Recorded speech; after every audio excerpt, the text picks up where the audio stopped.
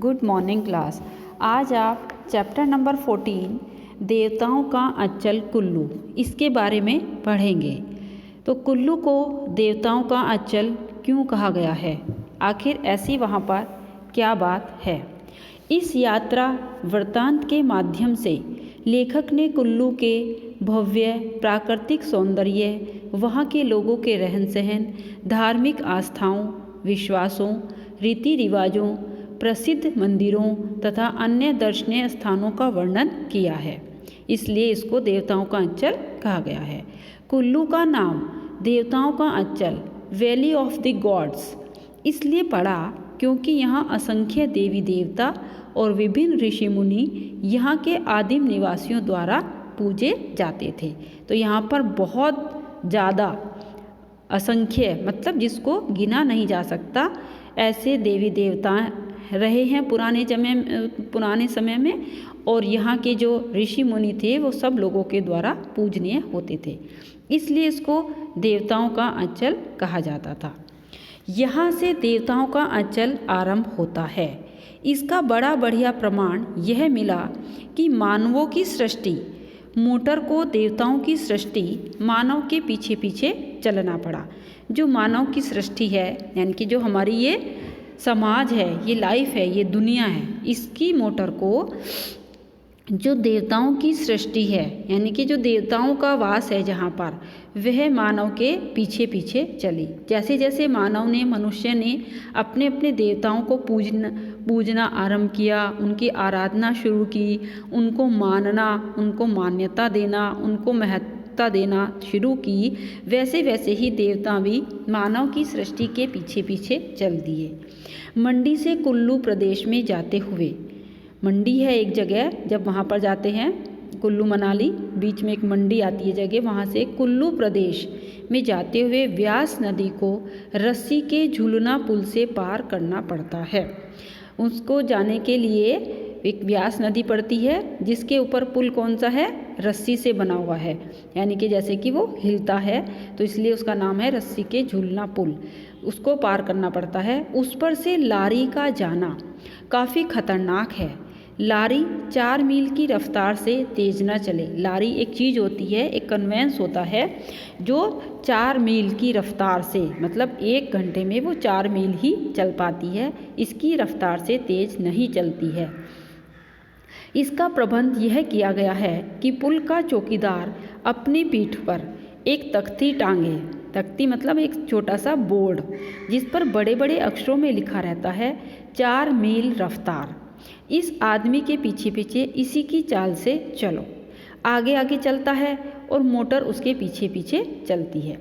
पुल के दोनों ओर पहरा रहता है ताकि चौकीदार की अनुमति के बिना कोई आर पार ना जा सके। मतलब कि इसलिए पहरा रहता है क्योंकि वो पुल बहुत ही हिलने डुलने वाला है, रस्सियों से बना हुआ है कि कोई आकर के यहाँ पर दुर्घटना के मन से ना उस पर कोई आ जाए और उसकी अनुमति के बिना कोई भी उसको पार ना कर सके। 10 बजे के करीब हम लोग ओट पहुँचे। कोई जगह होगी ओट, तो वहाँ पर पहुँचे। यहाँ से एक सड़क शिमला जाती है। पहले यह मार्ग पैदल चलने वाले साहसिक लोगों के लिए बड़ा भारी आकर्षण था। जो लोग पैदल चलने के शौकीन होते थे तो उनको बहुत ही अट्रैक्ट करता था यह मार्ग, यह रास्ता, तो उनके लिए बहुत ही बड़ा ये अट्रैक्टिव प्लेस था। लेकिन अब वहाँ पर जो है पक्की सड़क बन जाने से शिमला से फैशनेबल सैलानी वीकेंड बिताने के लिए मोटर में बैठकर सीधे मनाली आ सकते हैं। आसपास का सौंदर्य अब भी वही है, लेकिन चमत्कार नष्ट हो गया है। कैसा चमत्कार कि कुछ आगे से एक मार्ग मणिकर्ण भी जाता है। मणिकर्ण एक तीर्थ स्थान है। यहाँ गर्म पानी के कई सोते हैं जिनकी उष्णता अलग अलग है। कोई नहाने के लिए ठीक है तो किसी में चावल भी उबाले जा सकते हैं। मणिकर्ण में 2-3 ऐसी जगह हैं जहाँ पर गर्म पानी, प्राकृतिक रूप से गर्म पानी बिल्कुल खौलता हुआ उबलता हुआ निकलता है। कहीं पर लोग उसको आजमाने के लिए ये देखते हैं ये गर्म है भी नहीं है, इसमें कुछ बन भी सकता है, तो अपनी कपड़े की पोटली में चावल बांध करके उसमें डाल देते हैं और वो उबल जाते हैं, यानी कि चावल बन जाते हैं।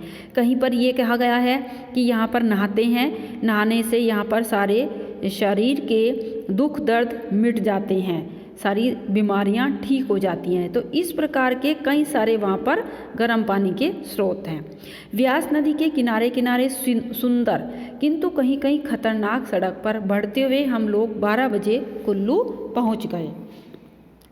कुल्लू प्राचीन हिंदू सभ्यता का गहवारा है। यहाँ प्रत्येक कस्बे और ग्राम के अपने अपने देवता हैं, मतलब हर कस्बे का अपना देवता है, हर गांव का, ग्राम मतलब गांव का अपना अपना एक देवता है, जो अपने अपने मंदिरों में बैठे हुए लोगों की पूजा पाते हैं। सबके अपने अपने मंदिर बने हुए हैं और वो लोग उनकी पूजा करते हैं, और साल में एक बार अपने अपने रथों में बैठकर कुल्लू के रघुनाथ मंदिर में प्रतिष्ठित राम की उपासना के लिए जाते हैं। साल में एक उनका त्यौहार आता है, एक कि जिसमें सारे मंदिरों में से अपने अपने देवता रथों पर सवार किए जाते हैं, रथों पर बैठाए जाते हैं और कुल्लू का जो रघुनाथ मंदिर है वहाँ पर जाते हैं।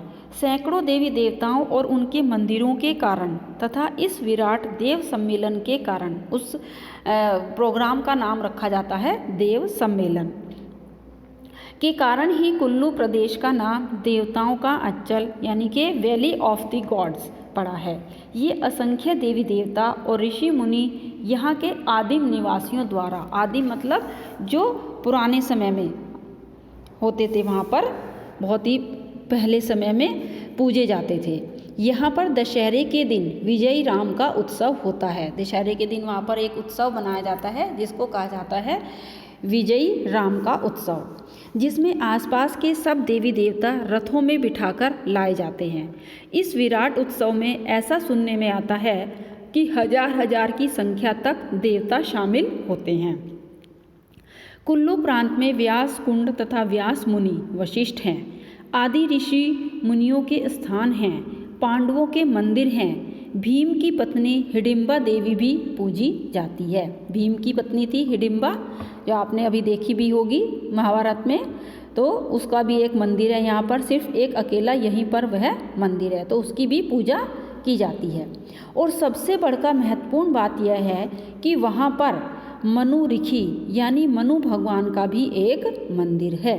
शायद भारत में यह एकमात्र स्थान है, शायद, नॉट कन्फर्म, तो शायद मनु भगवान का मंदिर सिर्फ और सिर्फ यहीं पर है, जहाँ मानवता का यह स्वयंभू आदिम प्रवर्तक मंदिर में प्रतिष्ठित होकर पूजा जाता है। दशहरे के अवसर पर यहाँ बड़ा भारी मेला भी लगता है। साल भर का व्यापार प्राय इस दिन एक दिन में ही हो जाता है। इसका मतलब है कि इतनी भीड़ होती है, इतना मेला लगता है, इतना सामान बिकता है कि पूरे साल की कमाई वहाँ के लोग उस एक दिन में ही कर लेते हैं।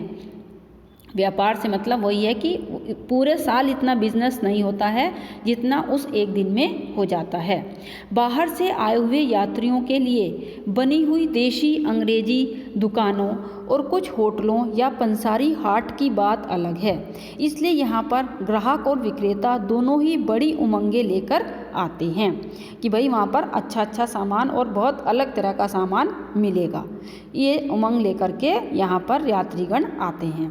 रंग बिरंगे कंबल, पट्टू पट्टियाँ, पश्मीना, चरु और अन्य प्रकार की खालें, रीछ की, मृग की, बाघ की, कभी कभी बर्फ़ के बाघ यानी कि स्नो लेपर्ड जिसको कहते हैं, कि तरह तरह के जूते, मोजे, सिली सिलाई पोशाकें, टोपियाँ, बांसुरी, बर्तन, पीतल और चांदी के आभूषण, लकड़ी, हड्डी और सींग की कंघियाँ, देशी और विदेशी कांच, बिल्लोर और पत्थर के मनकों के हार, न जाने क्या क्या चीज़ें वहाँ आती हैं और देखते देखते बिक जाती हैं। मतलब बिल्कुल भी रुकती नहीं है, फटाफट फटाफट सारा सामान निकल जाता है। दिन भर में हजारों की संपत्ति हाथ बदल लेती है। हाथ बदल लेने से मतलब एक ग्राहक आया, उसने पैसे दिए, दूसरा ग्राहक आया, उसने पैसे दिए, फिर उसको वापस दिए, तो किसी का पैसा किसी के पास, ऐसे अदला बदली पूरे दिन में हज़ारों लोग हो जाते हैं। जब बिजनेस जितना ज़्यादा चलेगा उतना ही संपत्ति का यानी कि पैसे का भी लेन देन ज़्यादा होगा। तो उससे कहते हैं कि हाथ बदल लेती हैं। तमाशे होते हैं, नाच होते हैं, गाना बजाना होता है और जगमग रोशनी होती है। कहीं पर भी किसी भी शहर में, कस्बे में, गांव में कोई प्रोग्राम, कोई उत्सव मनाया जाता है तो लाइटिंग होती है, तो इसलिए वहाँ पर भी पूरा जगमग जोत जगाई हुई होती है, एकदम रोशनी, मतलब तरह तरह की लाइटें लगाई हुई होती हैं। तो उस दिन कुल्लू में हम लोग 2 घंटे ठहरे। ऐसा टाइम उनका पड़ा जब वो गए कि वो 2 घंटे ऐसे टाइम पर उन्होंने वो उत्सव देखा, भोजन किया और फिर लारी में बैठकर आगे बढ़े। मनाली देवताओं के अंचल का ऊपरी छोर कुल्लू से 23 मील दूर है। अध बीच में कटराई की बस्ती है। अध बीच मतलब बिल्कुल बीच में, आधा उधर आधा उधर, बीच में क्या है, कटराई एक जगह है। कटराई से चलकर मोटर कलाथ होती हुई मनाली जा पहुंची। मनाली या मुनाली यह नाम मुनाल नामक पक्षी से पाया। वहाँ पर कोई पक्षी होता था जिसका नाम था मुनाल, तो उसी से मनाली या मुनाली लोग जो उसको नाम पड़ गया वहाँ पर यह कहते हैं। जो यहाँ बहुतायत में होता है, बहुतायत मतलब बहुत ज़्यादा संख्या में वो मुनाल नामक पक्षी पाया जाता है। फेजेंट जाति का हिमालय का यह पक्षी अत्यंत सुंदर होता है। इसके संबंध में यहाँ के लोगों में कई किंवदंतियाँ भी सुनने में आती है। किंवदंतियाँ मतलब तरह तरह की बातें, यानी कि अफवाहें, कुछ भी। लेकिन मैदानी भाग में रहने वाले लोग मनाली को वहाँ के सेबों के कारण ही जानते हैं, क्योंकि पहाड़ी जगह जो है सेब बहुत ज़्यादा होते हैं, तो इसलिए वहाँ पर वो लोग जो कहते हैं मैदानी भाग में रहने वाले यहाँ के जो लोग हैं वो उस मुनाल नामक पक्षी को सेब के कारण, कि भाई ये यहाँ पर सेब ज़्यादा होता है इसलिए यहाँ पर आता है या पाया जाता है। सेब और नाशपाती के लिए मनाली शायद संसार में सबसे बढ़िया स्थान है, यानी कि सबसे ज़्यादा सेब और नाशपाती मनाली में पाए जाते हैं। मनाली की 2 बस्तियां हैं। एक तो बाहर से आकर बसे हुए लोगों द्वारा बनाए हुए बंगलों और बाजार वाली बस्ती की, जो दाना कहलाती है, जहाँ पर मनाली के वहाँ के अपने वो लोग नहीं हैं, जो बाहर से लोग जिनके पास बहुत ज़्यादा पैसा होता है वो हिल्स पर जा कर के अपनी कोठियाँ बंगले बना लेते हैं और वहाँ पर अपना बिजनेस कर लेते हैं। तो एक वो वाला बसा हुआ शहर है जिसको कहते हैं दाना, और दूसरी उससे करीब मील भर ऊपर, मतलब करीब मतलब लगभग 1 मील के ऊपर चलकर खास मनाली गांव की मोटर दाना तक जाती है। तो मनाली से चल कर के मोटर जो है दाना तक, जहाँ वो वाली बस्ती है दूसरे लोगों की जो बाहर से आए हुए जिन्होंने मकान वहाँ पर बना रखे हैं, वहाँ तक जाती है।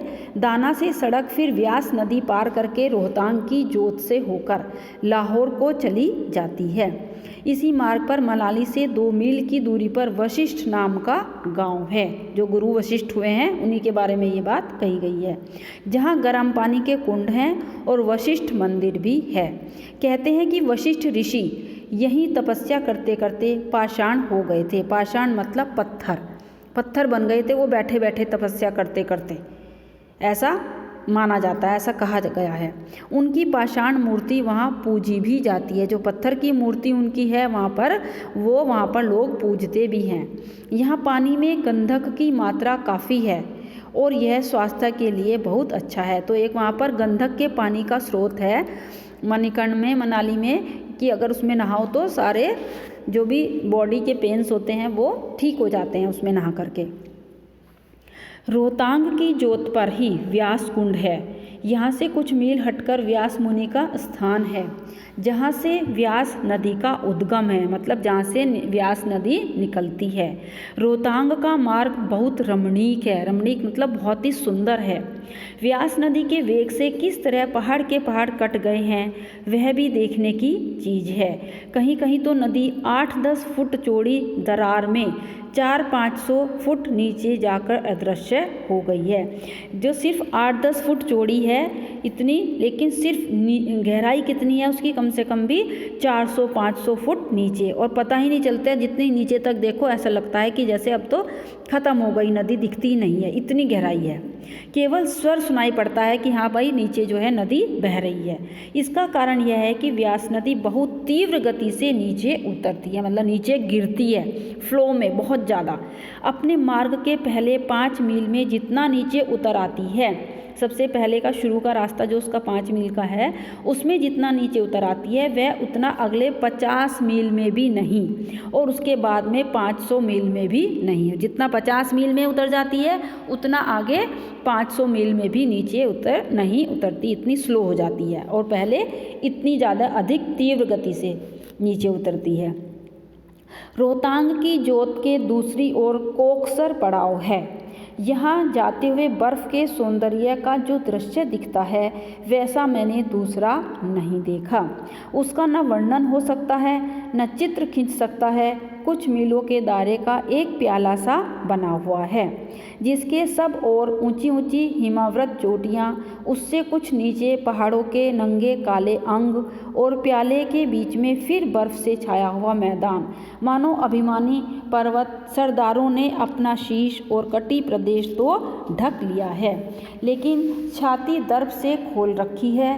इस स्थान से 3 नदियों का उद्गम है। यहाँ से 3 नदियाँ निकलती हैं, सबसे ऊपर से व्यास और बीच में से चंद्रा और भागा, जो आगे चलकर दोनों मिल जाती हैं।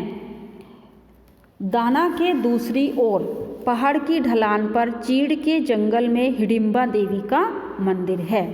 एक चीड़ वृक्ष के तने के आसपास बना हुआ यह लकड़ी का 4 मंजिला मंदिर दर्शनीय है, यानी कि देखने के लायक है। सारा लकड़ी का बना हुआ है, 4 मंजिल बना हुआ है, और चीड़ के वृक्ष से। इसके द्वारों पर यानी कि इसके दरवाज़ों पर नक्काशी का जो काम है वह कई 100 बरस पुराना है। एक पट्टे पर लेख भी खुदा हुआ है।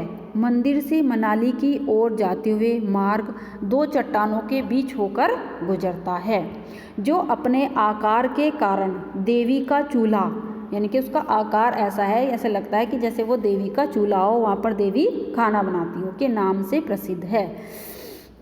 कहते हैं कि हिडिंबा देवी मनुष्य को भून भून करके खाती थी, अपना भोजन तैयार करती थी। मनाली की बस्ती के ऊपरी छोर पर मनुरिखी का छोटा मंदिर है। एक पहले आया मनुरिखी का मंदिर का वर्णन, एक अब आया।